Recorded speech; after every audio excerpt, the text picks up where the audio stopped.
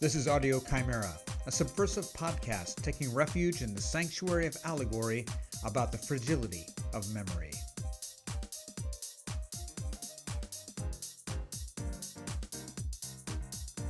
This is episode 44, What's in the Fridge?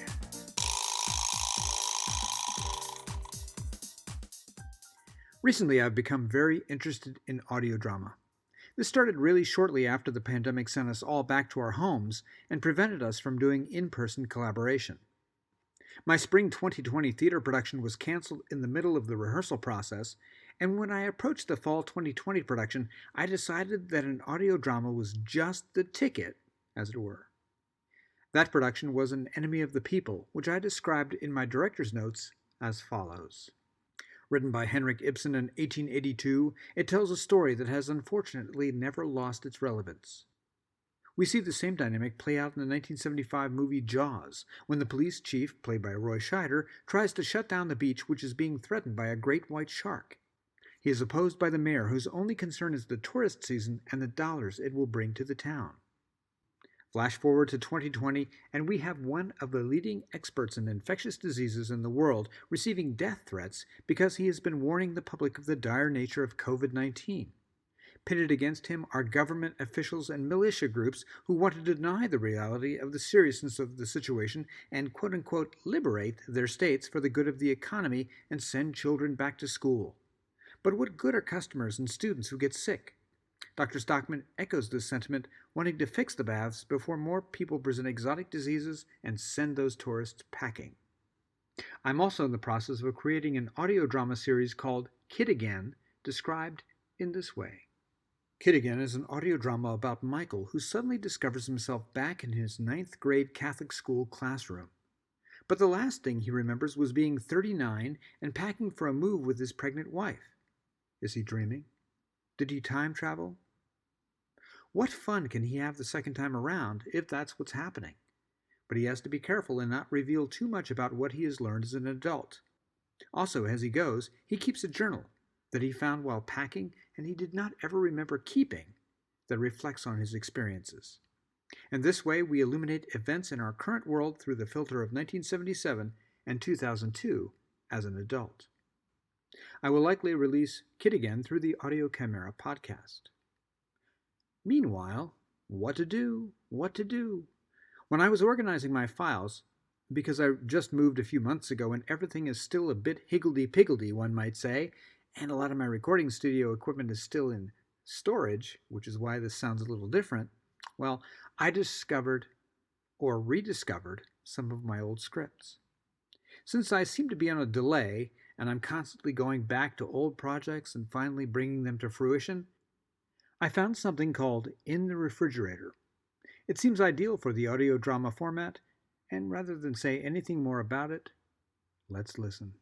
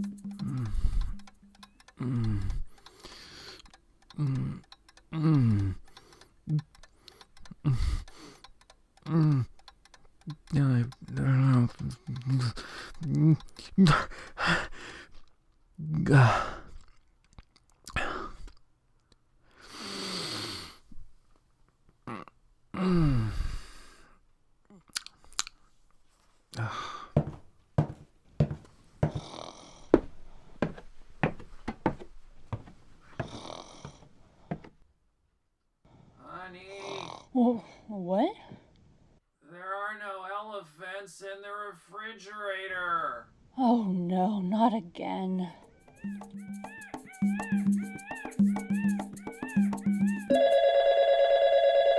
Good afternoon, Trendsetters Corporation. Hi, Madge. It's me, Midge. Oh, hi, how are you? Terrible. Fred was at it again last night. At midnight, he climbed out of bed, went downstairs, and started looking for animals in the refrigerator.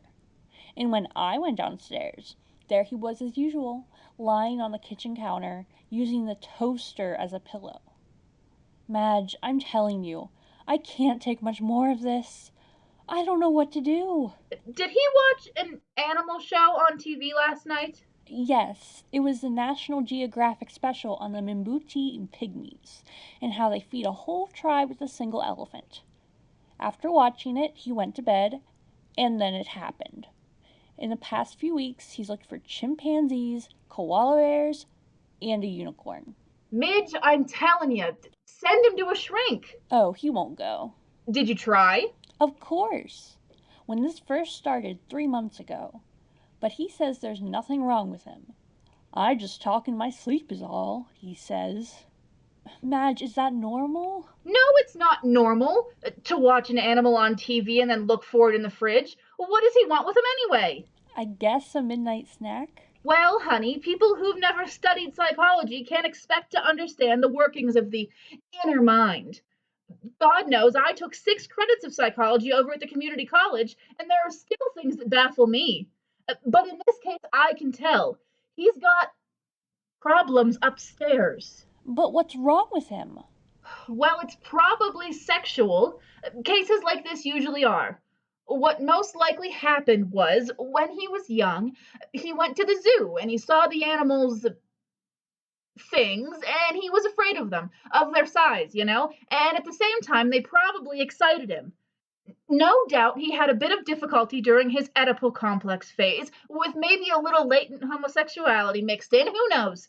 Anyway, now he wants to eat the animals, reducing the threat that eats at him. Hey, pretty good analysis. But what do I do? Confront him with my theory. If it's true, he'll have a catharsis right then and there, and bammo! He'll realize what's been going on, and he'll stop this ridiculous nighttime snacking. Oh, Madge, thank you. I'll try it. I hope it works. Call me later in the week and let me know.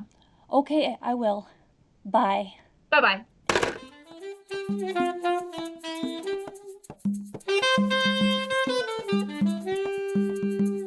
That's the most preposterous thing I've ever heard. That and the story of men walking on the moon. It's all hogwash and balderdash. There's nothing wrong with me. I just walk in my sleep is all. Oh, Fred. Midge! Midge, for God's sake, come out of the bathroom. You know I always have to go after dinner. That's too bad.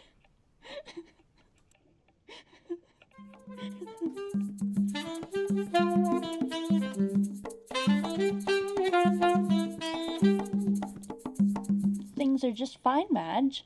I don't understand it. Well, when did it stop? Right after I told him what you told me. I guess it did the job. The past 3 weeks he's been a doll, the way he was when we were first married. And the problem hasn't occurred, even after King Kong meets Godzilla on last Saturday's Late Show. I guess he's over it. And I have you to thank, Madge. You're welcome. But you'll know for sure tonight. Why? Tonight's National Geographic special on whales. Tonight? Well, I'm sure he'll be okay. So you're not worried? No, I'm not worried. Oh, well, I've gotta go. Fred will be home soon, and I want to have supper ready for him. Well, good luck tonight. Take care, honey. Okay, Madge. Bye. Bye-bye. Oh, dear God, please don't let it happen tonight.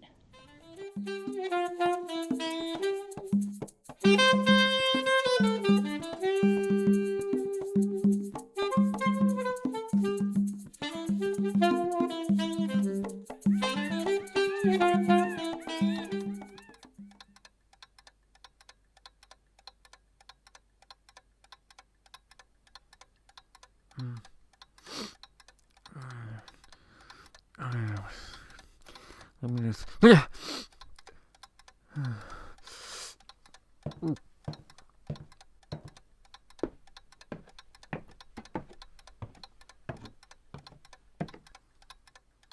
Honey, What? there are no whales in the refrigerator. Didn't I tell you to get a pound of whales at the store? Why didn't you get a pound of whales at the store? Even a half pound would have been enough.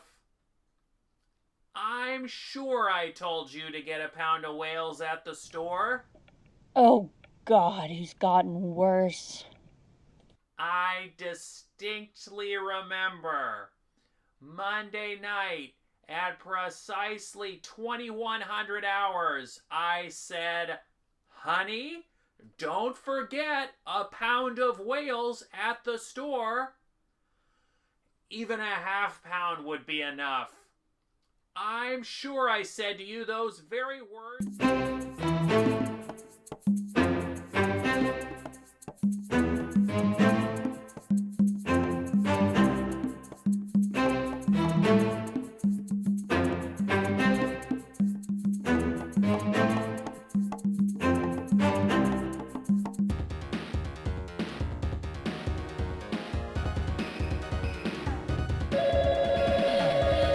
Damn, almost winning.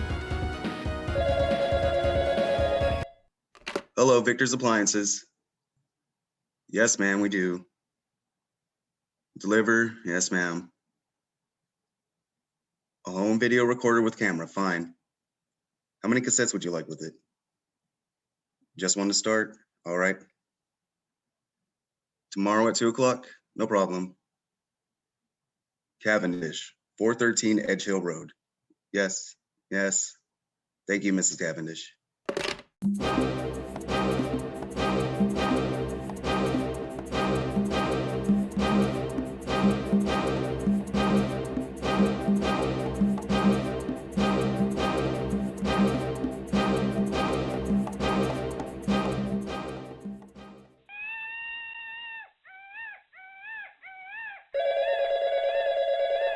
Hello, Grockton's Exotic Pets. Yes, madam, we deliver. Full grown? Well, we've got one right now that's almost half grown. About 11 feet. Yes, madam. Tomorrow at 3 o'clock. Mrs. Cavendish, 413 Edge Hill Road. Right. Thank you, Mrs. Cavendish. Looks like Herbie has a new home.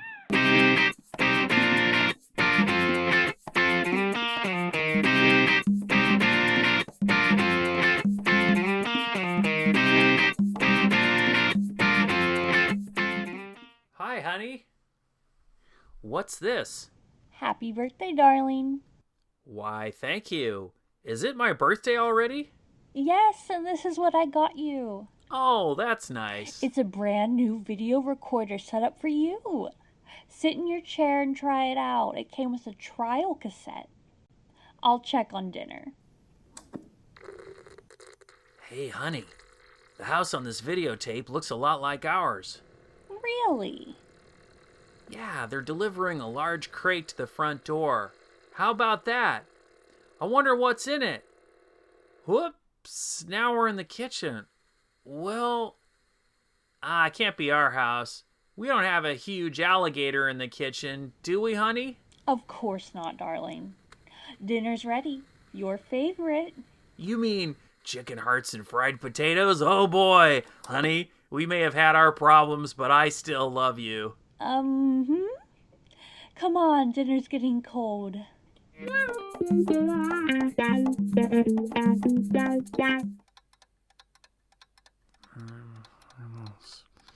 I'm hungry.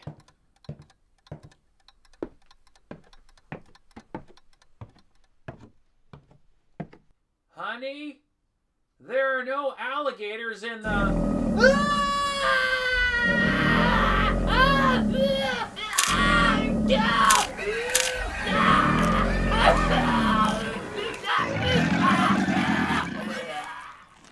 Oh.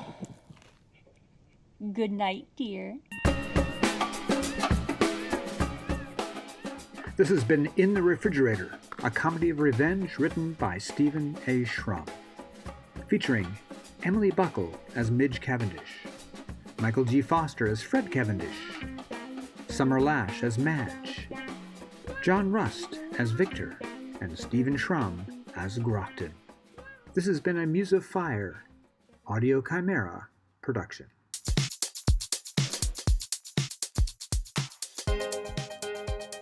Anything you want to hear more about from this podcast? I can elaborate.